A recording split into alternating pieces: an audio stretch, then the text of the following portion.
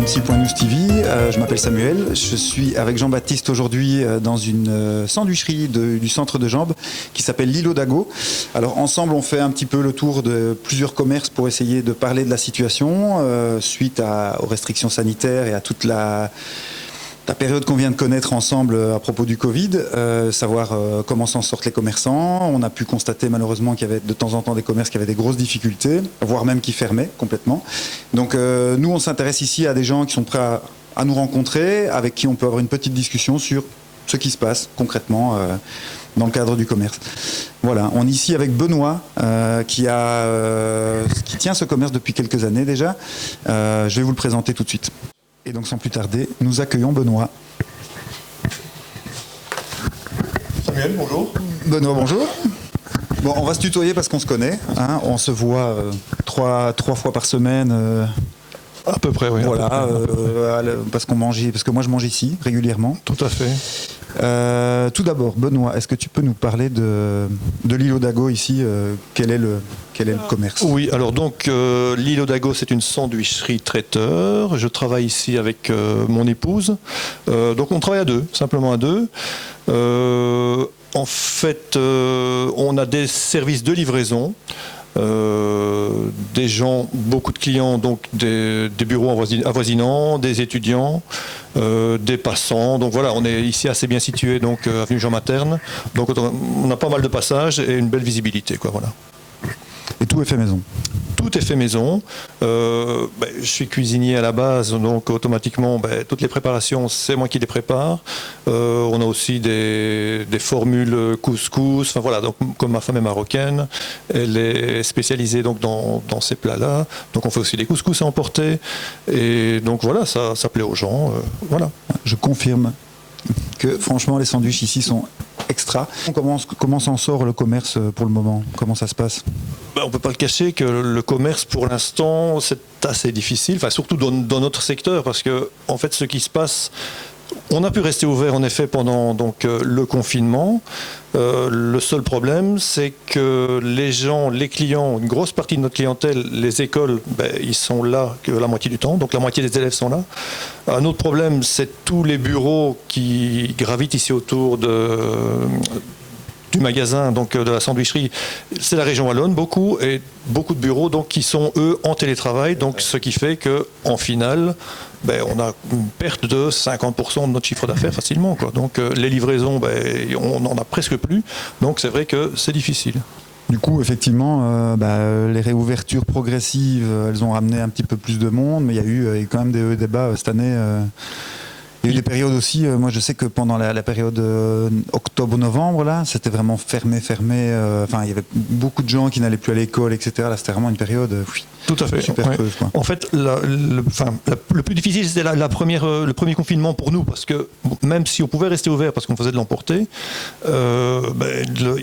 il n'y avait plus personne en rue, quoi. Donc automatiquement, ça servait à rien d'ouvrir. Ça nous coûtait plus cher d'ouvrir que de fermer. Donc on a fermé pendant le premier confinement. On a pu réouvrir par la suite. Ça a été un peu mieux, mais bon, tout en sachant que c'était pas top. Et c'est vrai qu'après le deuxième confinement, donc au mois d'octobre, novembre et jusque décembre, là ici, on a vu vraiment une grosse chute aussi du chiffre d'affaires, quoi. Donc c'était beaucoup plus difficile de s'en sortir, évidemment. Est-ce que vous avez eu des aides? Vous avez eu droit au droit passerelle et à ce genre de choses? On a heureusement eu des aides, donc des aides de la région wallonne, le droit passerelle. Sans ces aides, c'est clair qu'on n'aurait pas pu tenir le coup, parce que en dehors de ces aides, on a dû puiser dans nos réserves, donc toutes les économies, tout ce qu'on avait mis de côté, voilà, ça a fondu et on n'a plus rien. Donc ici, on travaille depuis, ça fait quasi un an qu'on est dans cette pandémie là, et depuis un an, on peut dire qu'on travaille gratuitement, quoi. On travaille juste pour payer nos charges, payer les frais, les fournisseurs. Enfin voilà, donc on travaille en finale, on n'a plus rien parce que on a aussi un loyer à payer en dehors de ça. Donc il y a le loyer de la sandwicherie, mais notre loyer privé, on a aussi des charges qu'il faut assumer. Donc là, depuis presque un an, on travaille pour rien. Ça, c'est quelque chose qui était assez évident au démarrage, hein, quand ils ont commencé à parler de confinement, de reconfinement, etc. C'était cette idée que l'épargne des gens allait fondre, parce qu'en fait c'est le premier truc dans lequel on va chercher quand on est coincé, et du coup malheureusement cette épargne-là elle reviendra pas d'elle-même, quoi. Elle va, malgré les aides qui laissent le tout à zéro entre guillemets. C'est ça, oui. C'est là que peut-être c'est important que les gens aient cette conscience de se dire l'épargne de certains est véritablement touchée, surtout ceux qui sont indépendants et qui ont vraiment besoin d'avoir une activité qui tourne à plein tube tout à fait. Tout le temps, quoi. Certaines personnes, certains indépendants, parce qu'il y a d'autres personnes qui n'ont entre guillemets pas été impactées, ceux qui ont leur boulot, leurs économies, au contraire, ils ont thésaurisé entre guillemets, oui. Voilà, il n'y avait plus rien à dépenser, donc eux n'ont pas eu de soucis. Mais c'est vrai que les indépendants ont beaucoup souffert à ce niveau-là, ça oui. Donc il a fallu se réinventer.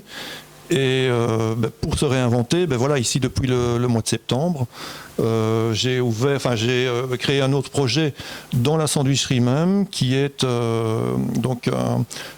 l'achat-vente d'antiquités brocantes, le vide-maison. Donc j'ai profité de ma surface commerciale ici, comme évidemment je ne pouvais plus accueillir de clients. Donc toutes mes tables ont été remplacées et je fais de la décoration antiquité brocante qui est à vendre en fait. Et voilà, donc c'est une nouvelle activité que je développe en réaction à ce qui s'est passé, quoi. Voilà, j'allais t'y amener, mais voilà, parce que c'est vrai que le contexte est particulier, on est dans une sandwicherie, mais on est dans un lieu d'exposition, on fera peut-être un petit tour après, un petit tour d'horizon. Avec plaisir. De ce que tu proposes, et donc ça veut dire que les gens qui viennent prendre un sandwich, s'ils flashent sur une belle chaise, un beau meuble, un objet, tout à fait. Ils peuvent l'acheter, la déco est à vendre, quoi. Tout à fait. C'est un chouette principe. Voilà, donc tout ça on rappellera à la fin de la vidéo, on vous remettra les liens vers les choses qui sont à savoir si vous voulez contacter Benoît, que ce soit par rapport au vide-maison ou par rapport à la sandwicherie, voir de quoi il s'agit, ou venir chercher un sandwich ici. Comment est-ce que tu vois la suite dans les mois, les semaines, tous les mois qui viennent, parce que c'est toujours le problème. En fait, on n'a pas vraiment d'objectif, on n'a pas vraiment de. Voilà, on sait qu'on va déconfiner, mais quand, quoi, comment. On n'a pas vraiment de date. C'est toujours ça qui est le plus difficile, en fait, de ne pas avoir quelque chose sur quoi se raccrocher. Donc ici, on est toujours dans l'inconnu, même si on sait que, en théorie, on va en sortir, mais quand, voilà, on ne sait pas. Est-ce que ça peut revenir à la normale ?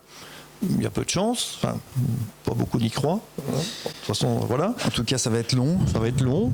Et oui, si on pouvait revenir à la normale, ce serait bien. Mais voilà, il faut se réinventer, je pense, parce que là, on n'a pas vraiment le choix. C'est quasi marche ou crève. Donc voilà, il faut se réinventer. Est-ce que tu as un petit ressenti, une petite réflexion pour terminer l'interview ici ? Est-ce qu'il y a quelque chose que tu as envie d'exprimer en particulier ? Oui, je pense que cette pandémie a fait réfléchir pas mal de gens sur... oui, il y a eu quand même, entre guillemets, du positif. On a pu en retirer du positif. Le fait de s'occuper de ses proches plus qu'on ne le faisait auparavant, le fait de s'inquiéter un peu de son entourage, voir un peu comment ça se passe, parce que c'est clair, moi j'ai eu beaucoup de retours de clients qui demandaient comment ça se passe pour vous, donc des retours sympas, quoi. Franchement c'est vraiment bien, les gens qui s'inquiétaient, quoi. Donc une certaine humanité dans cette déshumanisation, un peu on peut dire, donc c'est quelque chose de positif à ce niveau-là, voilà, à ce niveau-là. C'est génial de terminer sur une note positive, franchement. Merci. De rien. Merci beaucoup, Benoît. Et on va faire un petit tour d'horizon des lieux. Ouais. Et puis voilà. Avec plaisir. À très bientôt. Eh bien, je vais en profiter pour vous montrer un peu l'établissement, donc ce que je propose. Donc, ce sont des objets d'antiquité brocante, beaucoup de déco. Donc, si ça vous intéresse évidemment, n'hésitez pas, venez me poser des questions. Je vous peu ce que j'ai. Alors ici vous avez des bustes anciens, donc ça ici, en fait, ces bustes-là, ce sont des bustes que j'ai customisés. Je fais ça moi-même. Donc j'ai customisé ça simplement pour la déco. La vaisselle, c'est aussi une grande passion. Donc j'ai pas mal de vaisselle ancienne. Ici vous avez des services, voilà, des chaises design. Alors encore de la vaisselle, des dinettes, voilà. Alors par là, voilà, ici vous avez des tableaux évidemment, une petite table design des années 80. Qu'est-ce qu'on a encore d'autre? Par ici, un lavabo, un ancien lavabo, donc plaqué à cajou. Et alors ici, en vitrine, Là, vous avez par exemple un objet très sympa. Donc, c'est une lanterne magique qui date début 1900. Elle est vendue, malheureusement, elle est déjà vendue. Enfin, heureusement pour moi, mais elle est déjà vendue.